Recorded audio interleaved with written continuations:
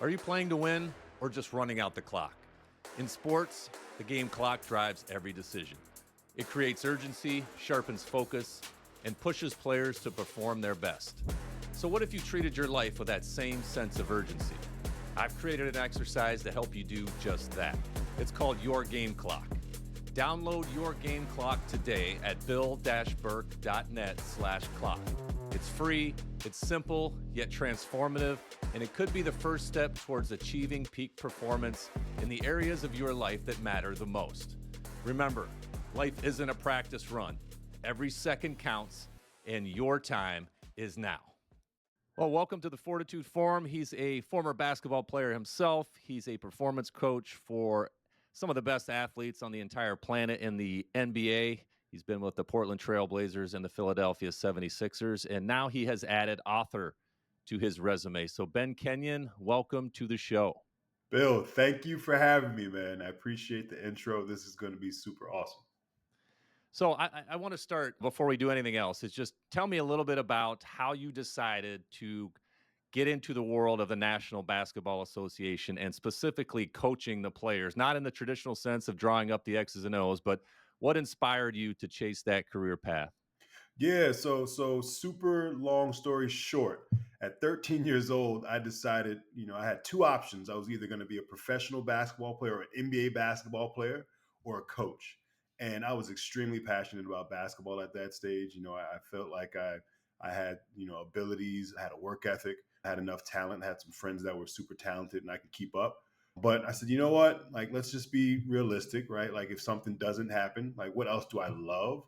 And, I had the wherewithal at that age to say, all right, well, I love being in the weight room, right? I got introduced to the weight room super early when I was like in fifth or sixth grade. And I love the fact that like my mentor motivates me. Like, what does that look like, in the future? Right. So fast forward to my sophomore, junior year of college, I ended up telling my college coach and my high school coach, like, yo, man, like, this got me here. Like, I'm happy I got this scholarship, but like, I'm good. I think I want to be a strength coach, right? I think I want to lean into that. And they're like, how much money does it make? And I was like, I don't know. I don't care. Like, I know I can be really good at it because I'm excited about it. And I know I can now use this tool to serve other people, and mainly at that thought was just like basketball players, right? So my whole mission was to be the best performance coach I can possibly be, right? And now fast forward to present day, I believe I've gotten here because I care so much about being the best I can possibly be. So I've educated myself.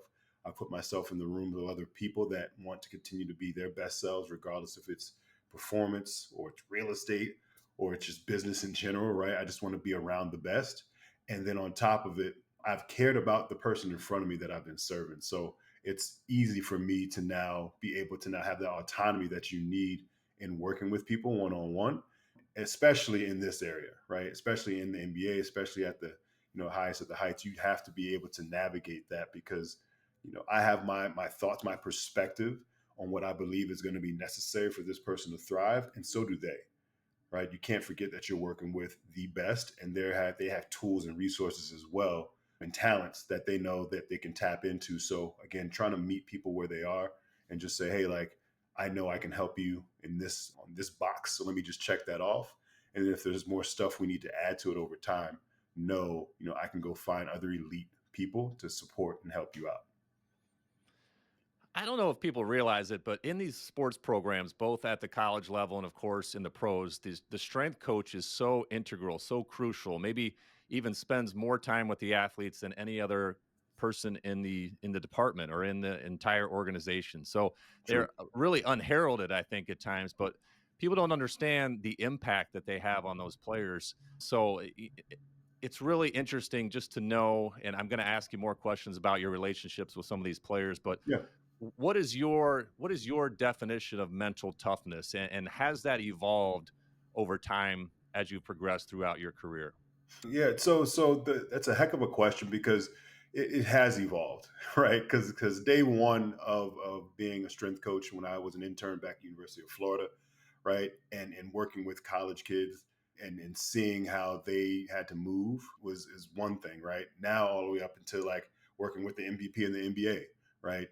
Those are two different mentalities. So it's definitely evolved because the IQ is a lot different, right? The resources are a lot different. And then also understanding um, their purpose is a lot different. So going back to just the mental toughness piece or having that mentality, it's a person that says, here's a goal that I have. Like, this is important to me right now. This is a core value for me right now.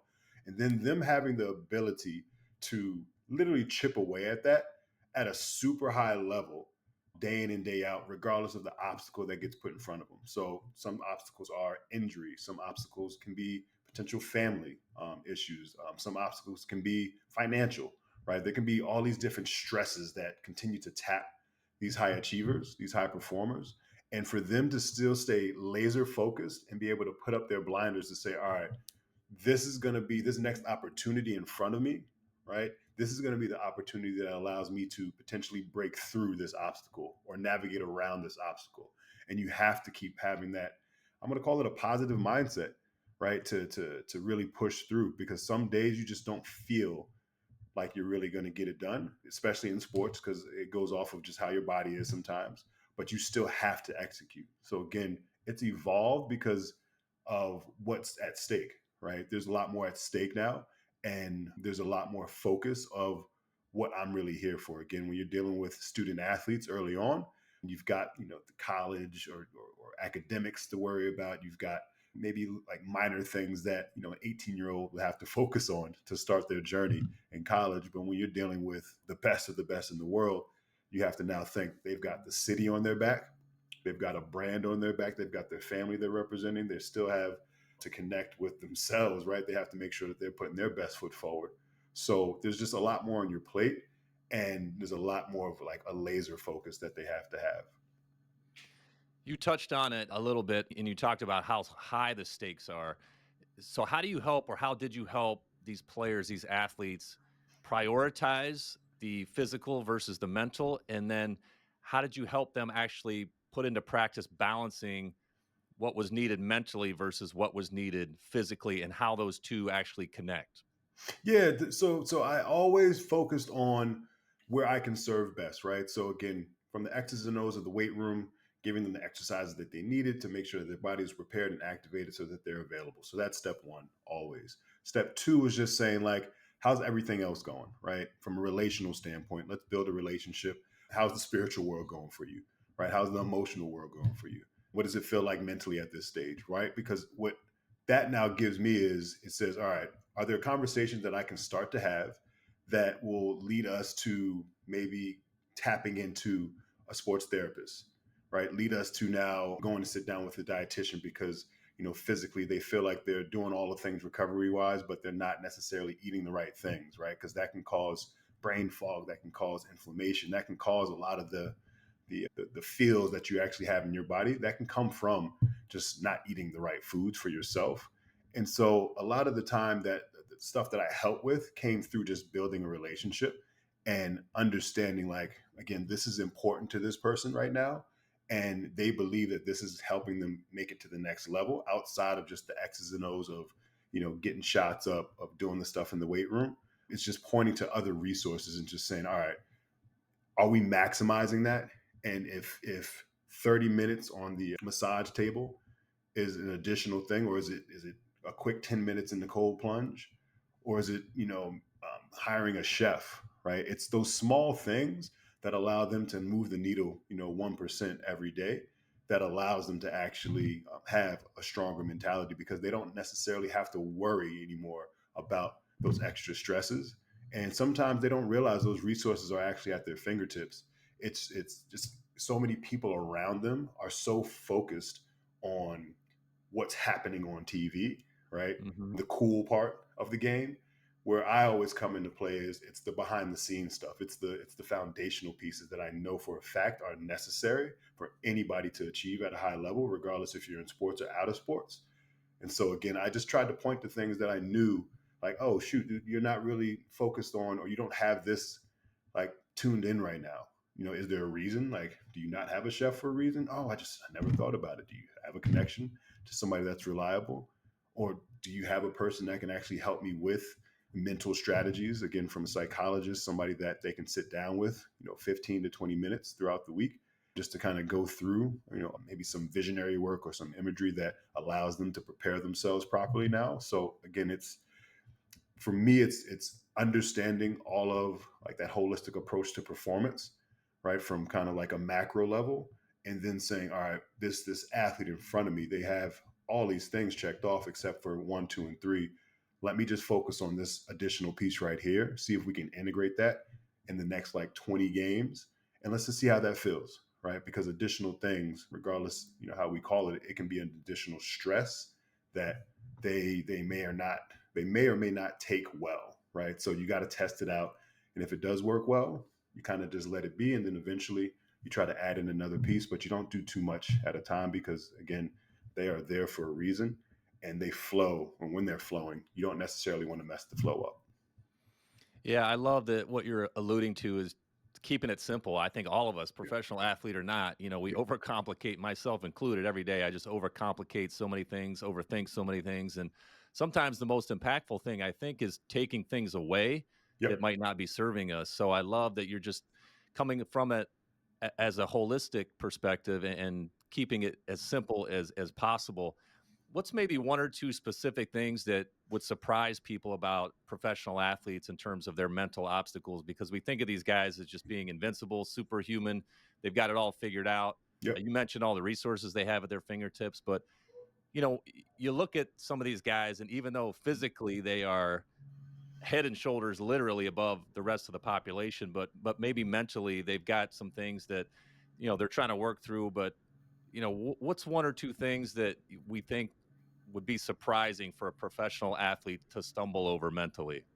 Yeah, so first, they're still young men, for the Yeah, most part, right? Like it's that yeah. there's a lot of We're growth playing a there. kid's game, right? Yeah, and it is. And again, there's grown men in the NBA for sure. But I'm saying like the majority, you got to think about it. Every year there's about 60 new guys coming in, and they are typically, between the ages of 18 to about 23, 24 max, right? And so being a young person in general, there's just a lot of growth mentally that you're still going through, right? I think the brain is still going through its stages, and I think the whole body, in general, is still going through its stages of growth, right? I've seen players literally grow inches, from their rookie year to their third year in the NBA, go from being 6'5" to 6'7", potentially 6'8". So again, the mental growth is a thing where like the world's coming at you, right? Cameras are in your face. You're now kind of having to grow up like on camera. So that's a little bit of a hurdle sometimes for folks. And then also just everyday things, you know, they still have to they still have to connect with friends and family outside. And so I think that can be, a challenge. And I'll throw also one more in that a lot of people don't realize. There's a lot more loneliness in pro sports than you think, right? Because again, you're traveling with the people you work with. And again, it's a family, but it's business, Yeah, right? And so understand that like not everybody, you're not going to get along with everybody all the time, right? It's a traveling party of about 40 to 50 people typically, maybe a little less than that, with front office, with support staff, coaches, player dev, players, right? So you've got this travel party of people that you work with, so it's like your coworkers are going everywhere with you, and then there's not a lot of time for like family connection, you kind of getting rejuvenated. So loneliness in a sense kind of kicks in because you're around people, but they're not necessarily your people, right? So having the right person or the right crew behind you, when you go home so that you can actually feel like you're getting rejuvenated is a really, really big thing. And so I've definitely seen that before. And I've gone through it myself where, you know, um, multiple holidays where it's just like, you know what, I don't know if it's worth going to travel to see my family for a half a day, on the other side of the country and then coming back, right? And so sometimes you hang out in the hotel room, you'll do a team dinner, but then you'll hang out in the hotel room for the rest of the day, right? And so, to everybody else, to the rest of the world, they're like, oh, well, you get paid all these big bucks, but still don't forget we're human beings. They're human beings, right? There's still a level of connectedness that you do need to really thrive as just a human. sure. And I love that you alluded to development of a human's brain, especially as a young person. I'm a parent, so I'm always looking from information on how to best parent, how to understand what my kids are going through.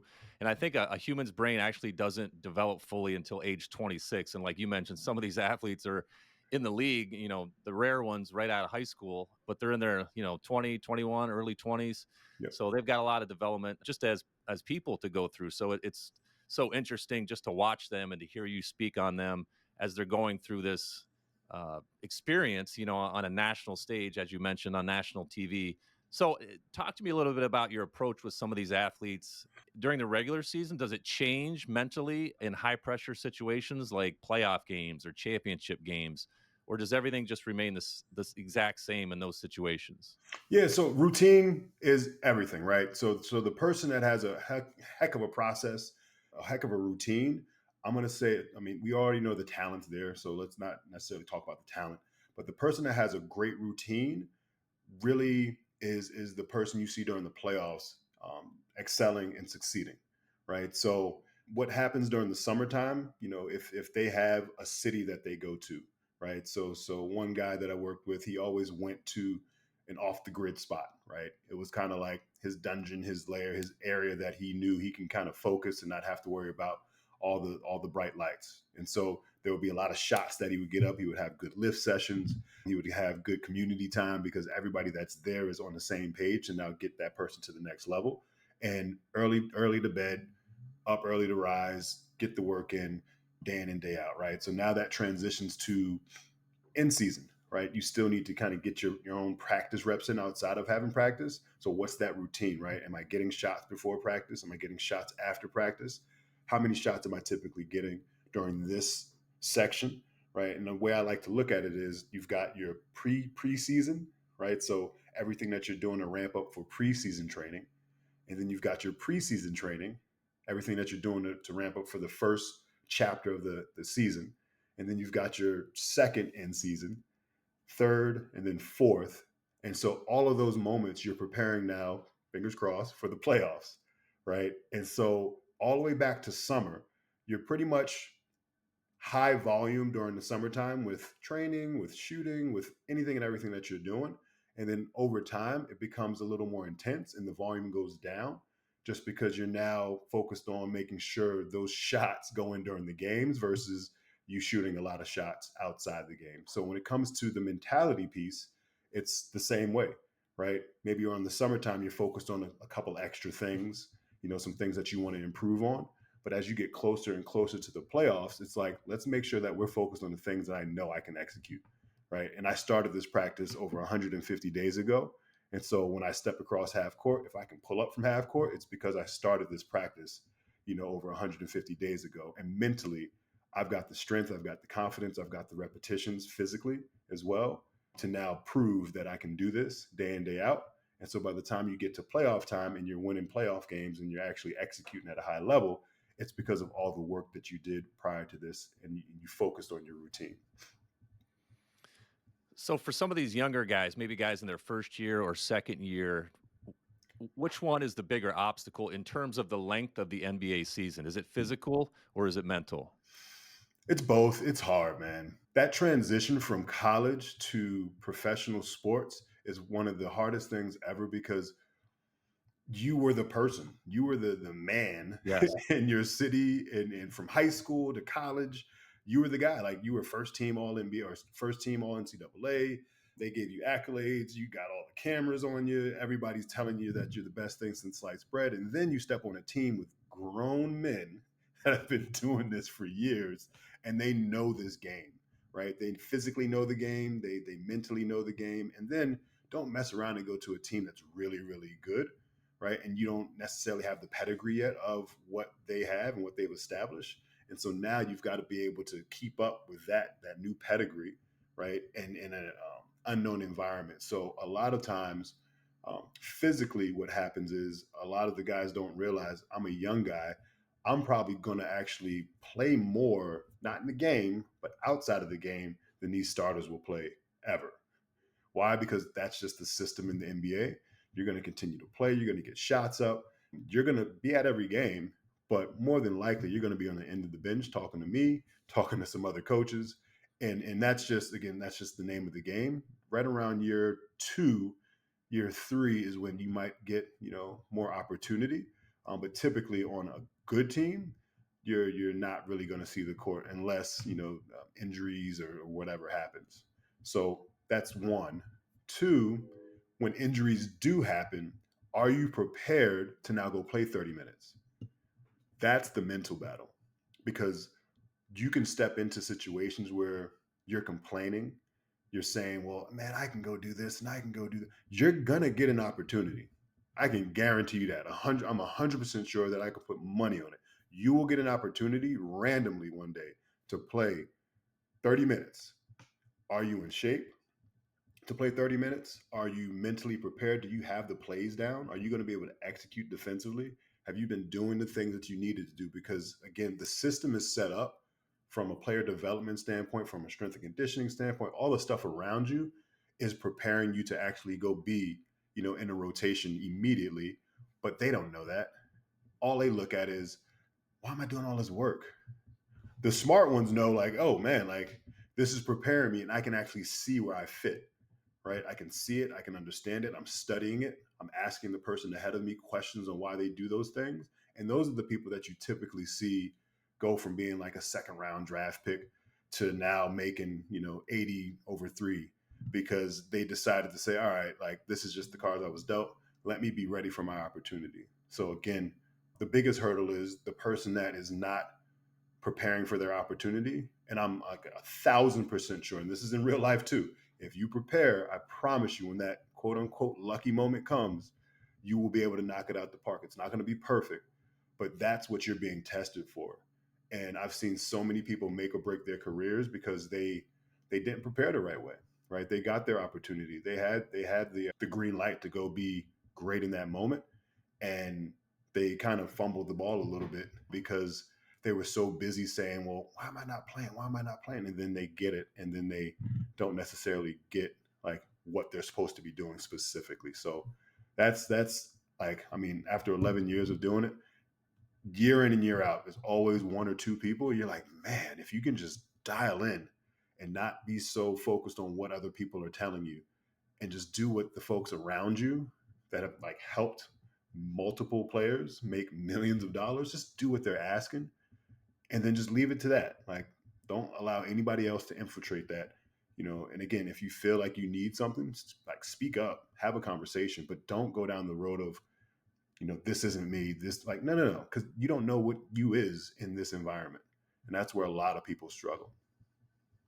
That's so interesting. That has to be one of the greatest tests of a person's or an athlete's mental toughness, is to not be playing, to be sitting on the bench, Yeah. and to prepare as if they are the star, as if they are a starter, especially when you've got a star in front of you and you're not getting a lot of playing time. I mean, that is a real test of self-discipline. And to hear you say that a lot of guys don't take advantage of that opportunity, even though they've got all these resources right in front of them every single day, is, man, that hurts to hear that. But it's a reality of professional sports. So that's that. I haven't made that connection between that particular situation and mental toughness in a long time, but I've been there. I've been there on a professional team. I was not drafted. Was not going to see the field at all ever, and it's difficult to continue to prepare and learn and work the way that the starters are, who know that they're going to be out there performing. So very interesting. But I wanted to pivot just for a minute or two about Yeah. away from your professional career to your personal life. Yeah. You and I share a commonality. We've got this aneurysm near or on our heart. And I wanted to just ask you about that and the mental toughness that it takes to deal with that on a daily basis. So take me back to the story of when you actually discovered that or found out about it. What was your initial reaction, and how did you maybe in those first moments decide to call on or lean on some of the mental toughness that you had already learned?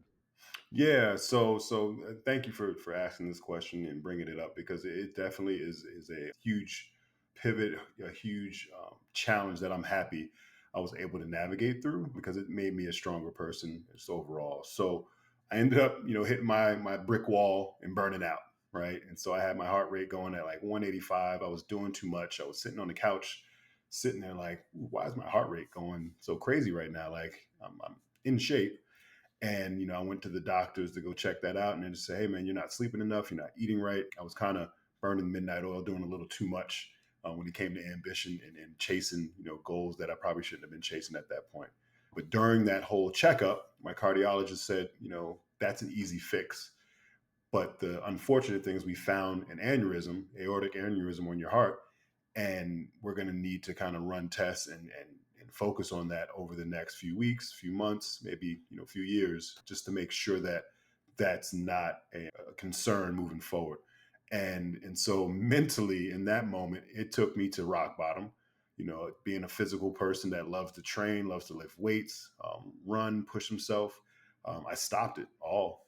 I stopped all this other stuff, obviously, being able to just focus on, the day job working in the NBA was the goal at that point. But I struggled to even lift weights. And so what I ended up doing was taking my first step because he said, hey, you can go train. You just have to kind of modify the intensity. And I would just go outside and go for a walk. And that's where I just started to kind of share on Instagram and social media. It's a great day for a run. And mentally, I was just trying to pump myself up to say, hey, man, you lived through this diagnosis, because typically people don't, right? You find out through fatality.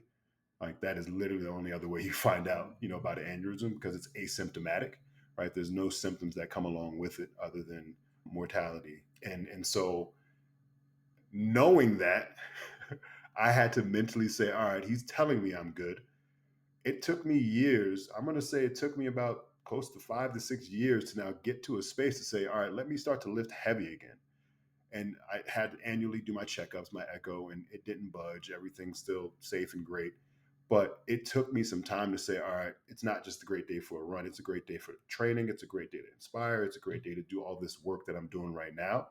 And once I started to kind of build that momentum, I put myself back in there, right? So now I'm training for high rocks, and there's a lot of lifting, there's a lot of pushing, there's a lot of running, but now I'm mentally in a space where I'm not going to say I'm unbreakable, but that challenge set me up to be a lot more durable, during tough times. And again, I do what I need to do on the medical side to just make sure I'm checking in on everything.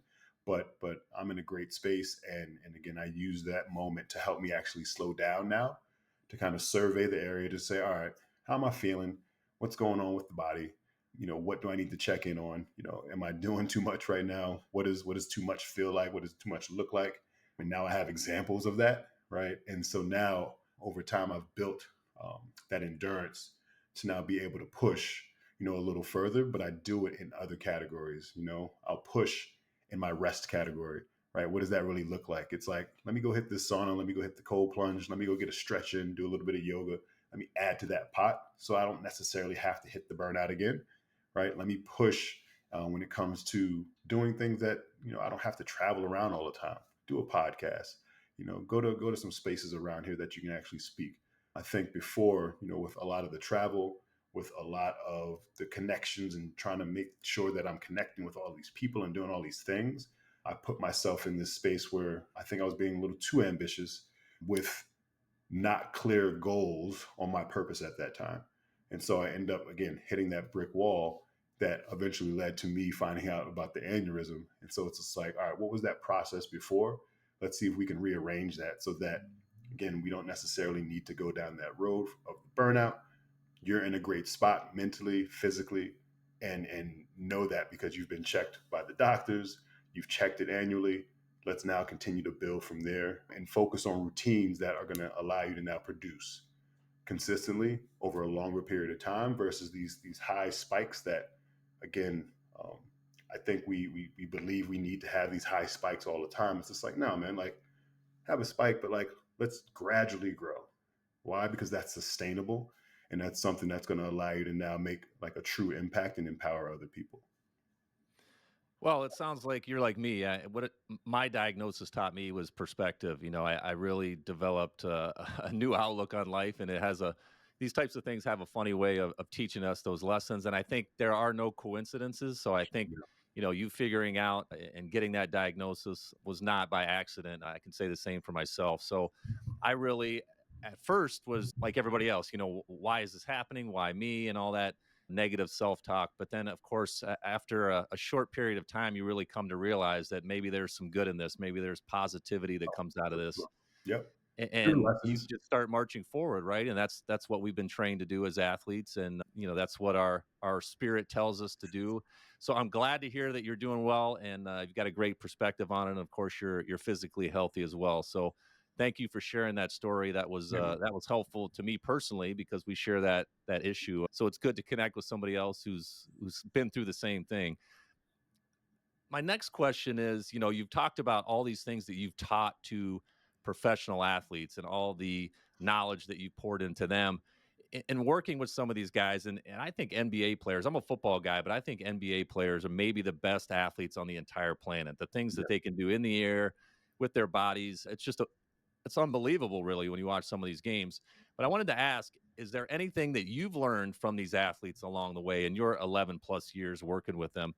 I have to imagine that, they've said some things or done some things that have given you pause, and maybe changed your outlook, or maybe even changed your life on a bigger scale. Yeah, so I'll say that the team is everything. The team around them, you're right, is everything. So I talk about this in my book. I talk about this a lot, right? Having your core values aligned, like what's most important to you, is one thing, and then second, I always bring up like that support team. It's very important to have the right people in your corner. Meaning, it doesn't necessarily have to be immediate family, but you need to have at least one or two, max three human beings that really care about your well-being, because knowing that somebody's got your back and they're there to help you in your blind spots allows you to really push, because that's the fun part about watching these guys. They can really push because they know there's somebody back there that's helping kind of clean up some things that they may not necessarily have full education on just yet, when it comes to finances, when it comes to building maybe a company outside of working as a basketball player. It's cool to see how they piece those things together. I've been able to see some folks go from, one guy didn't like wine at all and now owns over 300 acres of land and a couple of wineries and has multiple wines himself, that are named after his family. So it's like, well, how the heck did you do all that? It's the right people behind you that allow you to now be the visionary, be the leader in the space. And so when it comes to my life, I've been able to collect and connect with the right folks that continue to help me flourish, right? We connected through Ben, and just putting myself around great human beings. Like, that's the way I kind of look at building my family out, my connections, and my community, because it's the game changer. The folks that you see thriving, not just in their sport, but outside, it's 100% of the time there's somebody there that helps to connect the dots, that's really aligned with their purpose, their mission and vision for life. And so I think that's the biggest game changer. Outside of that, it's also just making sure that you continue to focus on like your craft. Like, they're in the NBA because they are great basketball players. I was in the NBA because I was a great strength coach, elite basketball player, elite strength coach, right?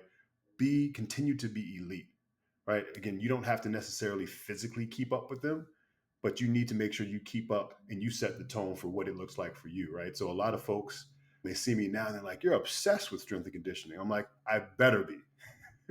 You better catch me going to train. You better catch me going to educate myself. You better catch me doing X, Y, and Z. Why? Because I want to continue to work with MVPs of the world, right? And if I'm going to continue to do that, they need to feel my passion for it. They need to see it, right? They need to see my obsessiveness over it. And I know that is a game changer, because there's people that, I talk to a lot of young folks and they're just like, I want to get in. I want to get in. I'm like, well, why do you want to get in to the NBA?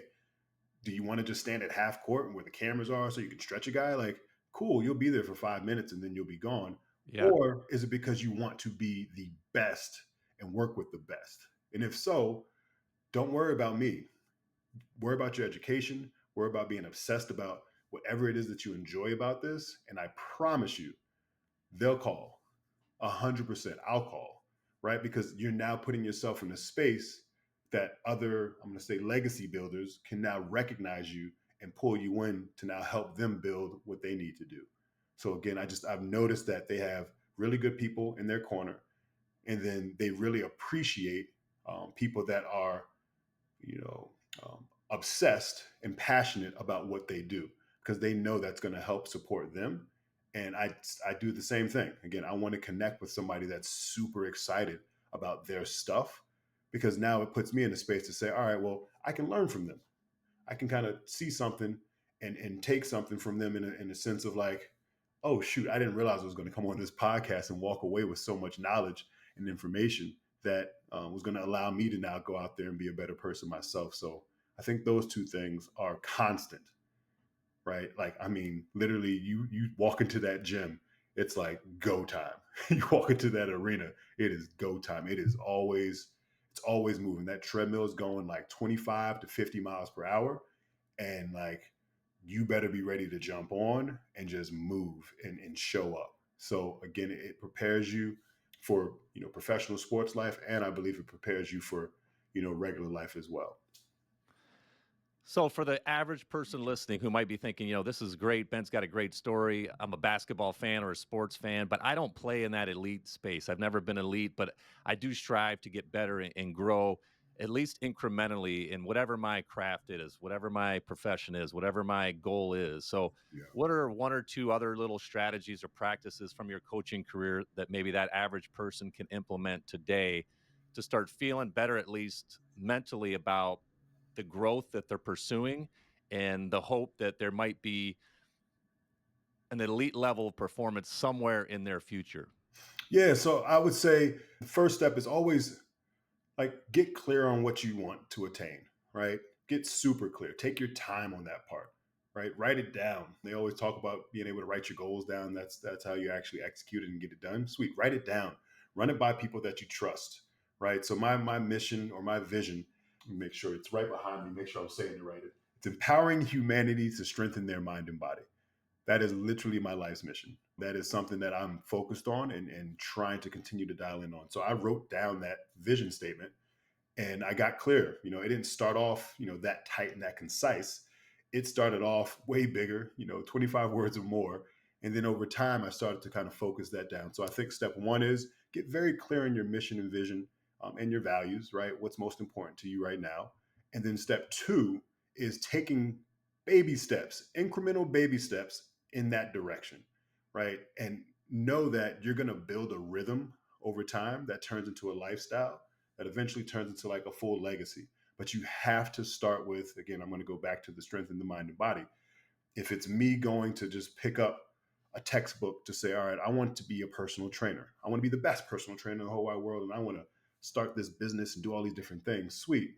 That starts with you just learning about moving or movement in the human body, right? So going to pick up an anatomy book, right? And reading that, once, twice, however many times a week, or taking a course, right? And embodying that whole thing, immerse yourself in it.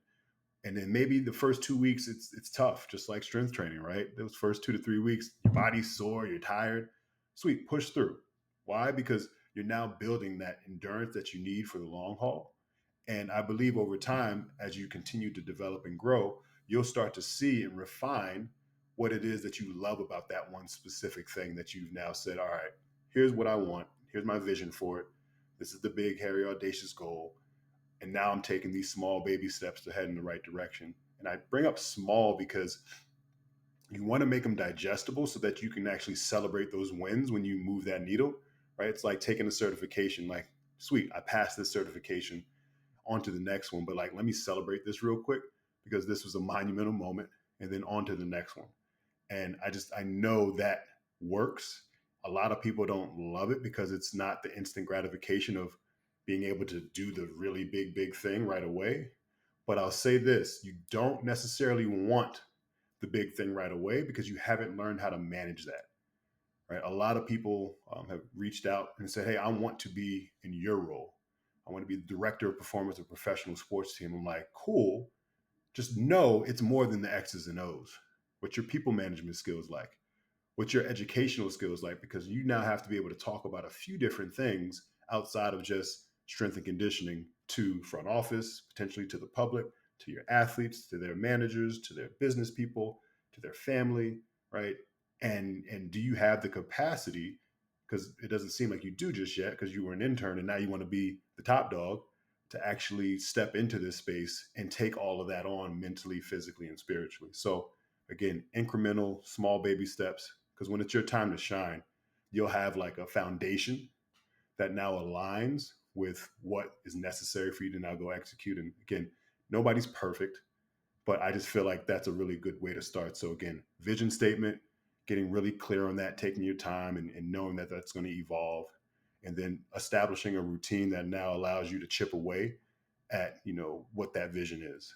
And I do believe success is around the corner for you if you have, the focus and the discipline to kind of stay in, the tough moments and realize like the satisfaction, the gratification that you're going to get. It's going to happen in doses. Celebrate the heck out of those moments.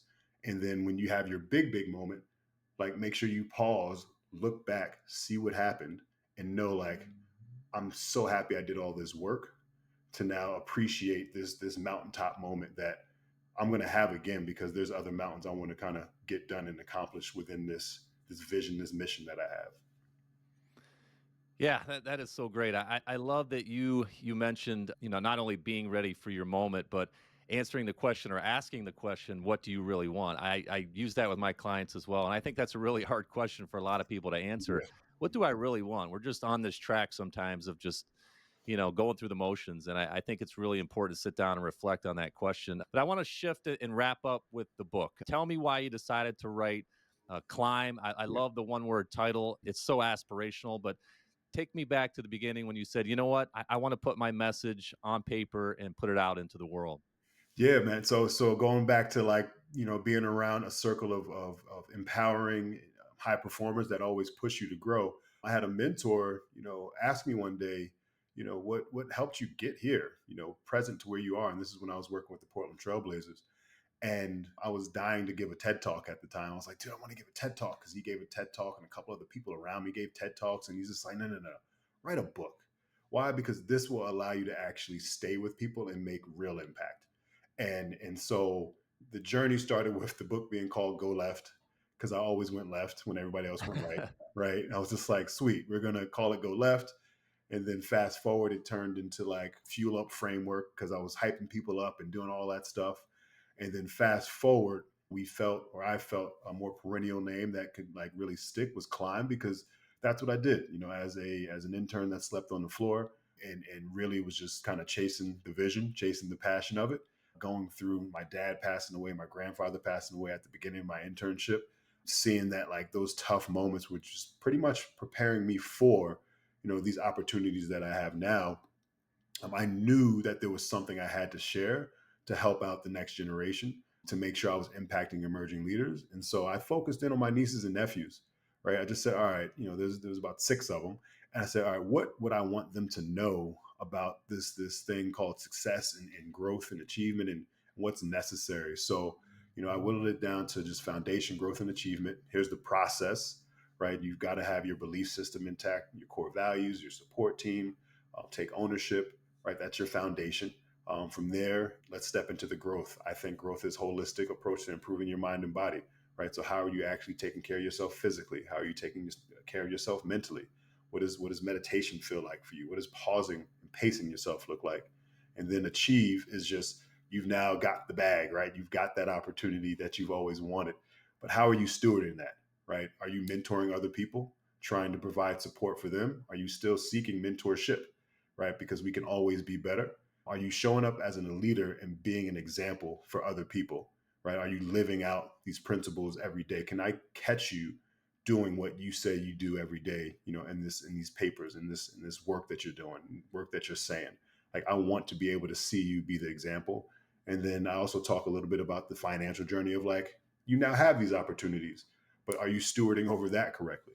Right? I think a lot of people have really awesome financial success, but they may have never been taught certain things, right? My parents love them to death, but they pretty much were like, hey, don't burn a hole in your pockets. And so save. And that was kind of the plan. And there was nothing wrong with that. It was just on me to understand the education, to saying, all right, I can now be a little more responsible, invest and save and do all these different things that allow my money to compound over time. And then the last piece of achieving is continuing to go, keep going, right? That's the last chapter of the book. And that fires me up because it's now saying there's a next, right? Again, I've reached this mountaintop. I've continued to climb, but let me now prepare for the next one so I can really knock it out the park. But I'm going to do it in a systematic way, and I'm going to do it with the right community of people, with already having a framework. And so again, me sharing the steps that helped me get to this space was just to say, hey, like you could do it too, and this is how you do it, right? And I promise you, there's probably 1,000 million different other ways you can do it, but just know. However you do it, have a process, right? Make sure that you're reminding yourself, like, I've been here before, even if it's on a super low level. Like, you got to this position for a reason.